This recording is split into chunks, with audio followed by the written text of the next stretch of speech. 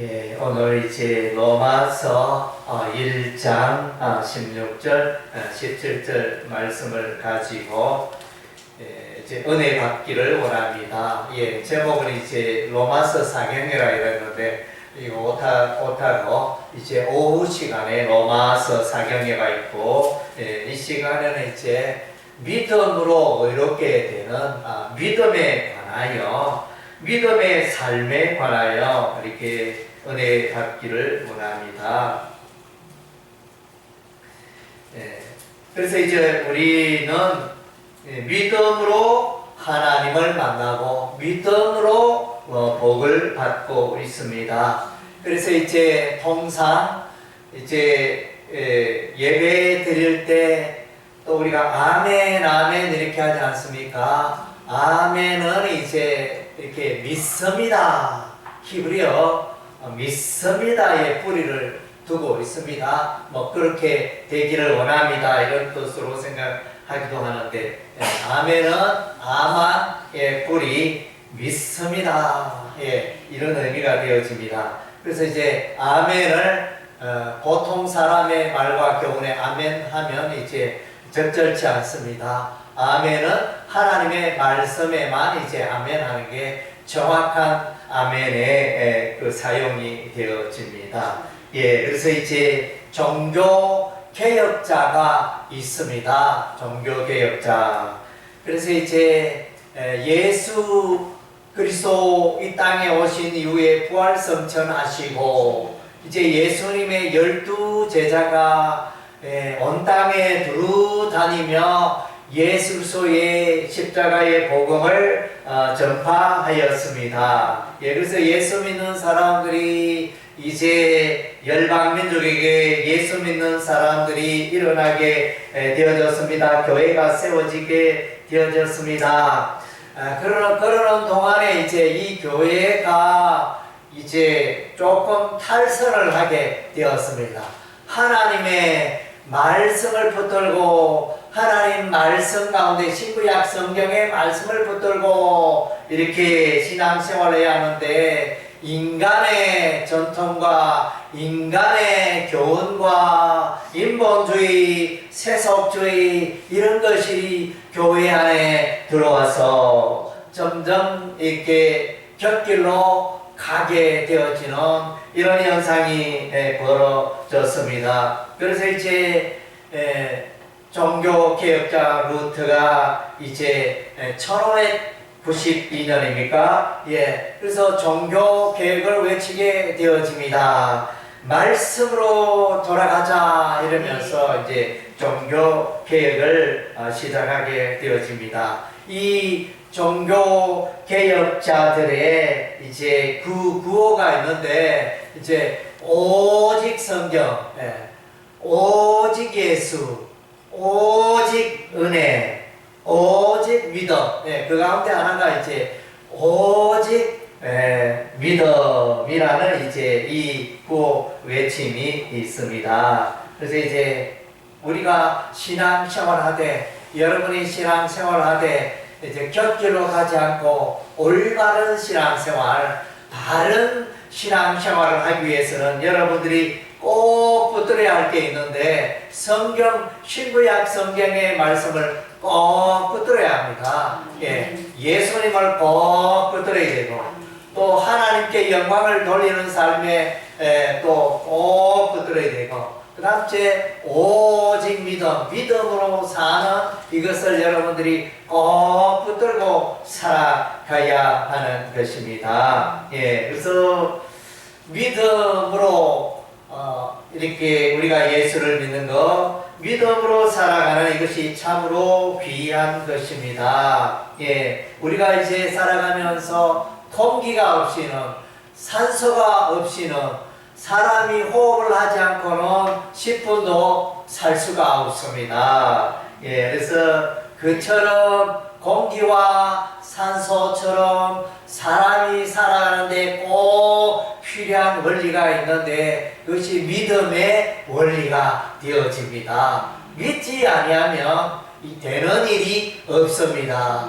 여러분이 이렇게 예배를 드리고 있지만 저 천장이 콘크리트가 무너져 내리면 어떡하나 이렇게 염려한다면, 믿지 않는다면 참 곤란합니다. 내가 이곳에 있지만 이 지붕의 콘크리트가 무너져 내리지 않을 것이다. 내가 예배 드리는 시간 동안에 지진이 일어나서 이 건물이 무너지지는 않을 것이다. 이런 이제 믿음을 가지는 게 필요합니다. 여러분이 길을 가는데 갑자기 땅이 쑥 꺼질 수도 있잖아, 지진으로. 그러나 여러분이 이제 바깥에 출입할 때 여러분은 안심하고 길을 걷습니다. 이 땅이 어떻게 꺼지겠느냐 이러면서, 그것은 믿음인 것입니다. 사람은 다 믿음으로 살아갑니다. 친구와 열심히 사귀고 있는데 이 친구가 나의 통장에 돈을 훔쳐가지 않을까? 이러면 이제 얼마나 불안하겠습니까? 이 친구가 갑자기 나를 칼로 죽일 것이다 이러면 그 친구를 어떻게 가까이 하며 사귈 수 있겠습니까? 우리는 다 살아가는 삶의 원리가 믿음입니다. 그래서 자동차를 타고 가도 교통사고가 나지 않을 것이다, 그런 믿음을 가지잖아요.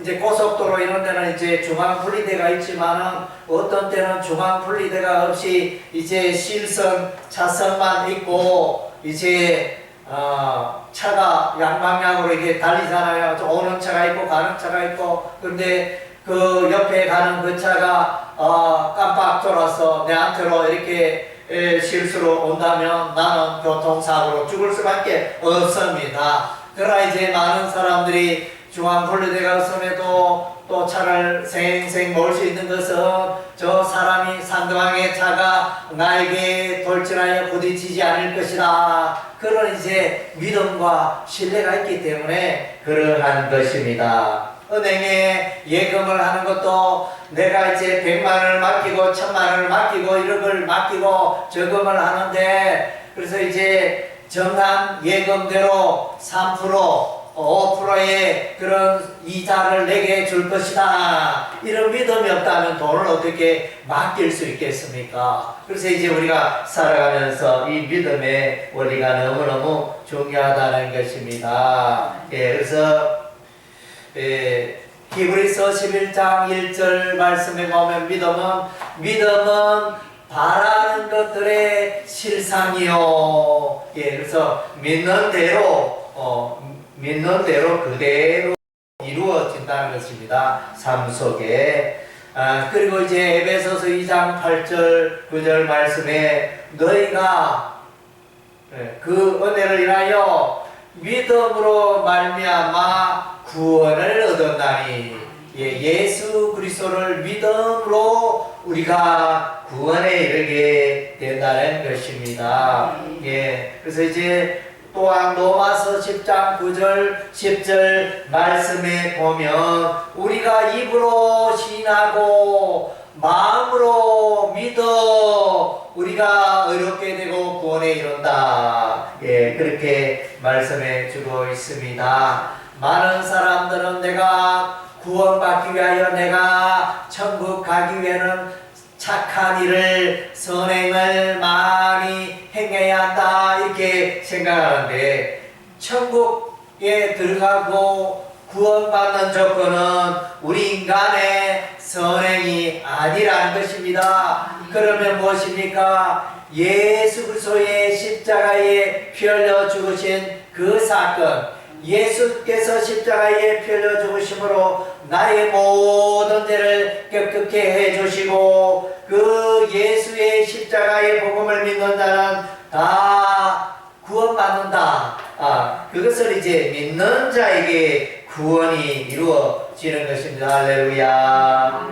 여러분, 하나님의 말씀을 믿으시길 바랍니다. 예수님의 약속을 믿으시길 바랍니다. 하나님의 언약을 믿으시기 바랍니다. 하나님의 언약은 예수를 믿는 자에게 다 죄사함의 은혜가 있고 하나님의 자녀가 되고 구원받고 영생을 선물로 얻으며 천국에 들어가게 된다, 이렇게 말씀하고 있는 것입니다.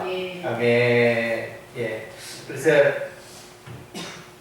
성경에 보면 이제 이 믿음의 원리가 성경의 여러 부분에 나타나 있습니다. 창세기에 보면 가인과 아벨이 하나님께 제사를 드리게 되었습니다. 가인은 이제 아담이 처음으로 아담과 하와가 결혼하여 처음으로 낳은 아들이 가인이었습니다. 그리고 이제 아벨을 낳았습니다. 그래서 이제 이 가인과 아벨이 우리 하나님께 제사를 지내게 됩니다. 가인은 그의 농사를 지어서 곡물 곡식으로 우리 하나님께 제사를 드렸습니다. 반면에 아벨은 양을 치고 있었습니다. 양의 그 새끼와 그 기름으로 하나님께 예배를 드리게 되었습니다. 그런데 두 사람이 같이 하나님께 예배를 드렸지만은 우리 하나님은 누구의 제사를 받으셨습니까? 아벨의 제사를 받았습니다. 그런데 우리가 질문할 수 있습니다. 이렇게 두 사람이 하나님께 한 사람은 가인은 곡물 제사를 드리고 또 이 아벨은 가축으로 제사를 드리고 그런데 어찌하여 우리 하나님은 이 아벨의 제사는 받으시고 가인의 제사는 받지 않았을까요? 그런 질문을 우리가 할 수 있는데 그것은 이제 아벨은 믿음으로 제사를 드렸다 그랬습니다. 이 가인은 믿음으로 제사를 드리자 제사를 지내기는 지냈는데 하나님을 믿지 않고 하나님의 말씀을 믿지 않고 그렇게 지냈다는 것입니다.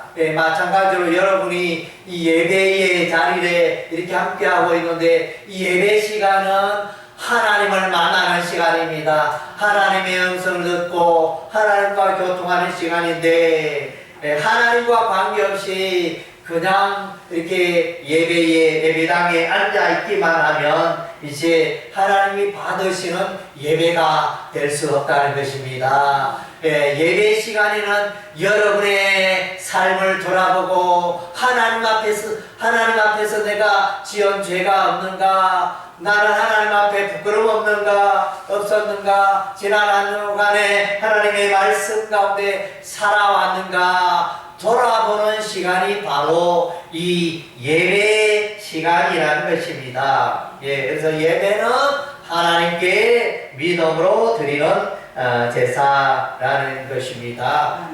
아멘. 아브라함은 이제 믿음으로 사는 자였습니다.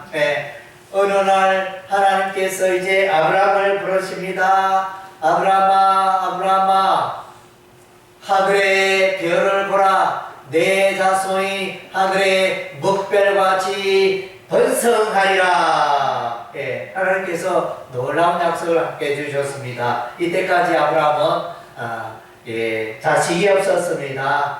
아들을 낳지 못했습니다.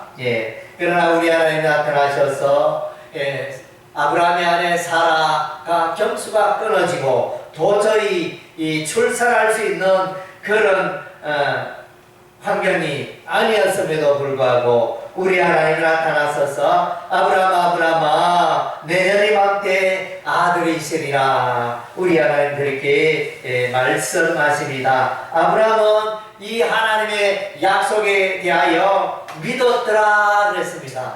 아브라함이 하나님을 믿으니 아브라함이 하나님의 언약을 믿으니 하나님께서 아브라함을 의로 여기셨더라. 의로 여기셨더라. 이것이 바로 이제 믿음으로 의롭게 된다는 원리가 바로 여기에 나타나 있는 것입니다. 이 내용을 로마서 4장에 기록되어 있습니다. 로마서는 신약 성경인데 신약 성경에 그 사도 바울이 기록한 그 로마서 성경에 이제 아브라함이 등장하고 있습니다. 아브라함이 왜 나타났을까요? 아브라함은 믿음으로 어렵게 되었다는 것을 증거하기 위하여 이제 아브라함의 생애를 기록하고 있는 것입니다.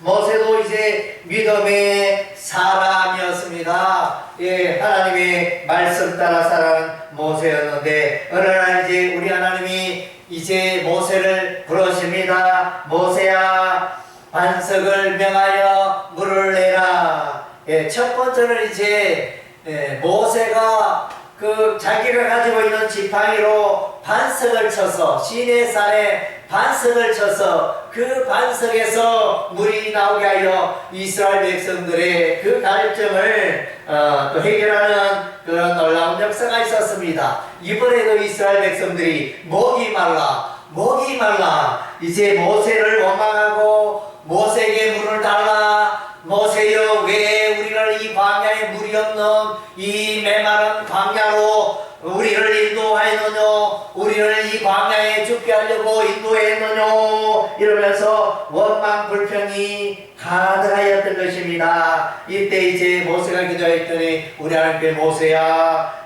시내산에 반석에 서라, 그 반석을 향하여 명하여 물을 내라 이랬는데 모세는 이제 하나님의 말씀대로 행하지 않고 내가 너희를 위하여 이 반석에서 물을 내랴 이러면서 지팡이를 가지고 반석을 두 번 쳐버렸습니다.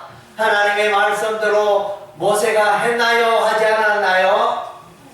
하지 않았습니다. 하나님께서는 반석을 명하여 물을 내라 하는데 모세는 그냥 이 백성들 보니까 너무 이제 말도 안 듣고 완악하고 원망 불평하고 모세를 향하여 삿대질하고 돌을 던지고 이렇게 참 약한 백성 보니 정말로 너무너무 화가 나서 내가 너희를 위하여 이 반석에 물을 내리라 이러면서 지팡이로 반석을 두 번 쳤더니 반석에서 물은 흘러 나왔지만은 그러나 이제 모세는 이 사건으로 인하여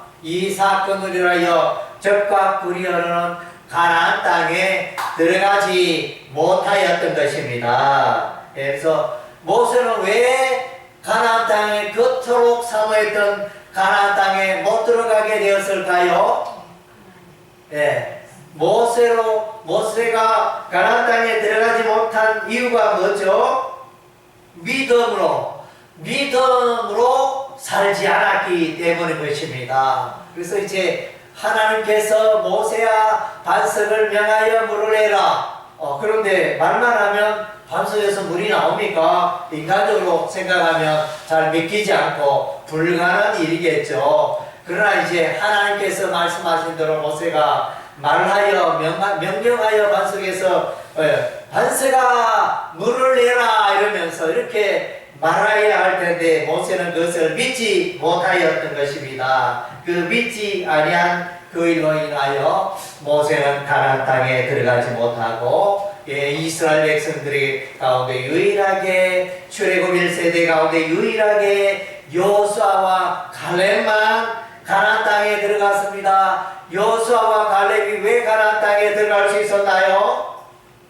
믿었기 때문에 하나님의 약속을 의심치 않고 믿었기 때문에 여호수아와 갈렙은 가나안 땅에 들어갔습니다. 모세는 믿지 아니함으로 가나안 땅에 들어가지 못하였던 것입니다. 이스라엘 백성들이 이제 요단강을 건너 가나안 땅에 들어갔습니다. 가나안 땅에 여리고성을 점령하는데 우리 하나님께서 여호수아에게 말합니다. 여호수아야, 이스라엘 백성들을 이끌고 여호와의 언약궤를 앞서고 매일 한 바퀴씩 돌고 첫째 날 한 바퀴, 둘째 날 한 바퀴, 셋째 날, 넷째 날, 다섯째, 여섯째 날 한 바퀴 돌고 마지막 일곱째 날에는 여리고성을 7바퀴 돌고 제사장이 나팔 소리를 길게 울릴 때 함성을 외치라. 그리하면 여리고성이 무너져 내리라. 우리 하나님이 여호수아에게 그렇게 말씀하셨고 여호수아는 하나님이 말씀하신 대로 그대로 행하여 이제 마침내 여리고 성이 무너져 내리게 된 것입니다. 여호수아가 이와 같이 놀라운 여리고 성 무너짐의 기적을 경험할 수 있었던 것은 이제 믿음이 있었기 때문에 하나님께서 약속하신 하나님의 그 말씀대로 그대로 믿었더니 이런 놀라운 기적이 일어나고 여리고성이 무너져 내렸던 것입니다. 다윗도 믿음의 사람이었습니다. 시편 16편 보면 다윗의 믿음이 나타나 있습니다. 다윗은 늘 하나님과 동행하고 하나님께 뜻을 구하고 하나님의 그 마음을 시원케 하는 사람이 바로 이제 다윗이었습니다. 이새의 아들 다윗을 만나니 이는 내 마음에 합한 자라 이러면서 이제 우리 하나님은 다윗을 칭찬하였습니다. 다윗은 예수를 믿었을까요? 믿지 않았을까요? 다윗은 이제 예수님을 믿었습니다. 시편 16편 말씀, 예수님이 오시기 전 오래 전의 일이었지만 약 천년 전의 일이었지만 이 다윗은 이제 죽음에서 부활하실 예수님을 믿었습니다. 시편 16편을 통하여 다윗의 신앙 고백을 우리가 발견하게 되어집니다. 또 이제 시편 110편 말씀에 보면 예수께서 하나님의 아들 예수께서 하나님 보좌 우편에 대제사장으로 계신 것을 또한 이제 믿었다는 것을 우리가 이제 시편 110편 말씀을 통하여 우리가 알 수 있는 것입니다. 다윗은 이제 이와 같이 다윗은 믿음으로 살았기 때문에 우리 하나님의 엄청난 복을 누리게 되었던 것입니다. 하박국 선지자, 하박국 선지자는 이제 불평이 많았습니다. 유다 나라, 그 종말에 보면 이제 이스라엘 백성들이 죄 가운데 우상 가운데 행하고 하나님의 율법의 말씀을 던져버리고 소보다 짐승보다 비둘기 새끼보다 짐승들은 그래도 정한 철칙을 따라 살아가는데 이 백성은 하나님의 말씀대로 행하지 않는다 이러면서 이제 에레미야 선지자는 이제 이스라엘 백성들을 향하여 그렇게 단식을 했습니다. 이제 하박국 선지자도 이제 그렇게 단식을 했습니다. 하박국 선지자가 살고 있는 그 지대의 삶을 볼 때 사람들이 하나님의 말씀과 관계없이 죄 가운데 살아가니까 너무 답답하고 안타까웠습니다. 그래서 이제 하박국 선지자는 하나님께 기도합니다. 하나님이여 죄 많은 이스라엘 백성들을 왜 심판하지 않습니까? 이러니까 이제 때가 되면 내가 바벨론 군대를 보내어서 예루살렘을 멸망시키시라 이렇게 하나님이 응답해 주십니다. 그리고 나서는 이제 이 하박국 선지자가 조용히 생각해보니 하나님이여 이스라엘 백성은 거룩한 하나님의 백성인데 하나님을 모르는 바벨론 민족이 어떻게 하여 거룩한 하나님의 백성을 멸망시킬 수 있습니까? 하나님이여 그것은 부당하지 않습니까? 불의하지 않습니까? 이렇게 하박국 선지자가 하나님께 대하여 말하였더니 우리 하나님은 이제 또 이렇게 말씀을 때가 되면 바벨론이 멸망에 이르게 하시겠다 이렇게 말씀하셨습니다. 그래서 이제 하나님과 이 하박국 선지자는 대화를 하고 하나님께서 이스라엘의 죄에 대해서 심판하시고 하나님께서 이스라엘을 무너지게 한 바벨론 나라를 심판하실 것을 이제 약속하시는 그것에 대해서 하박국 선지자는 믿음을 가지고 하나님을 찬양하고 구원의 하나님을 찬양하고 노래한 것을 기억할 수 있습니다. 믿음은 놀라운 축복을 누리게 되어지는 것입니다. 예, 베드로는 이제 예수님의 수제자였습니다. 베드로, 요한, 야고보, 예수님의 12제자 가운데 베드로, 요한, 야고보 이 세 사람은 이제 예수님의 수제자였습니다. 베드로는 이제 예수님을 따라가면서 이제 예수님의 놀라운 기적을 경험하였는데 베드로는 이제 예수님을 향하여 주는 그리스도시요 살아계신 하나님의 아들입니다. 이렇게 고백하고 있습니다. 예, 그래서 이 베드로의 고백이 여러분의 고백이 되시기를 바랍니다. 예, 예수님은 누굽니까? 예수님은 어떤 분입니까? 이렇게 질문하면 예수님은 그리스도시요 살아계신 하나님의 아들입니다. 고백하는 여러분 되시기를 바랍니다. 함 따라하겠습니다. 주는 그리스도시요 살아계신 하나님의 아들입니다. 이 신앙 고백이 있어야 하는 것입니다. 그래서 예수를 믿는다는 것은 예수님은 하나님의 아들입니다. 이것을 고백하는 거예요. 그것을 믿는 것입니다. 그대로 믿는 자에게 구원의 은혜가 임하는 것입니다. 사도 바울도 이제 설교를 하게 되어집니다. 바울의 첫 번째 설교를 할 수 있는데 거기서 바울은 설교 중에 사람의 죄는 오직 그 이름 예수를 믿음으로 사람의 죄가 깨끗게 되어집니다. 그것을 이제 많은 사람들에게 설교를 하였던 것입니다. 바울의 메시지의 핵심은 이제 예수를 믿음으로 죄 사함의 은혜가 임한다. 백성들이여 예수를 믿으세요. 예수를 믿으면 여러분의 모든 죄가 용서받고 깨끗게 되어집니다. 여러분이 예수를 믿으면 하나님의 자녀가 되고 영생을 선물로 얻습니다. 이것이 이제 사도 바울의 외침이었습니다.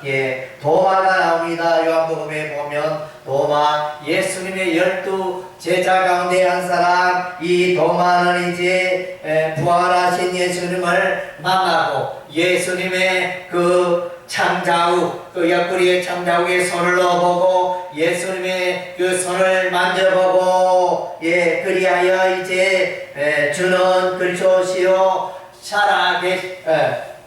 주는 나의 하나님이시요 나의 주이십니다. 이렇게 고백을 했습니다. 나의 주, 나의 하나님이십니다. 이렇게 예수님을 향하여 고백을 했습니다. 함께 따라하겠습니다. 예수님은 나의 주이시요 나의 하나님이십니다. 그래서 신앙생활의 가장 중요한 그 첫 번째 단추가 바로 이 신앙 고백입니다. 그래서 예수님은 내 인생의 주인이 되고 예수님은 내 인생의 왕입니다. 예수를 믿는다는 것은 여러분의 인생을 예수님께 맡기는 것을 의미합니다. 부탁하는 것을 말하는 것입니다. 이제는 여러분의 인생을 살아가되 여러분의 지혜와 지식으로 경험으로 사는 게 아니고 이제는 예수님의 말씀 가운데 내가 살아가기를 원합니다. 이렇게 결단하는 것을 말하는 것입니다. 그래서 요한복음 1장 12절에 보면 믿음에 대해서 이렇게 말합니다. 저는 예수를 믿습니다. 예수를 믿습니다. 예수를 믿는 게 무엇입니까? 예수를 믿는다는 것은 여러분의 마음속에 예수님을 모셔드리고 영접하는 것입니다. 요한복음 1장 12절에 영접하는 자 곧 그 이름을 믿는 자들에게는 하나님의 자녀가 되는 권세를 주셨으니 예수를 믿는다는 것은 예수님을 영접한다는 것입니다. 예수님 어디에 영접합니까? 내 마음속에, 여러분의 마음속에 예수님을 영접하는 것입니다. 그래서 이제 예수님을 영접하는 기도를 하면 예수께서 여러분의 마음속에 들어와 계시는 것입니다. 영원토록 예수의 영이 여러분과 함께 하시는 것입니다. 예, 그래서 오늘 본문 이제 우리가 다시 보겠습니다. 로마서 1장 16절 17절 내가 복음을 부끄러워하지 않으니 이 복음은 모든 믿는 자에게 구원을 주시는 하나님의 능력이 됨이라. 먼저는 유대인에게로 그리고 헬라인에게로다. 그래서 이제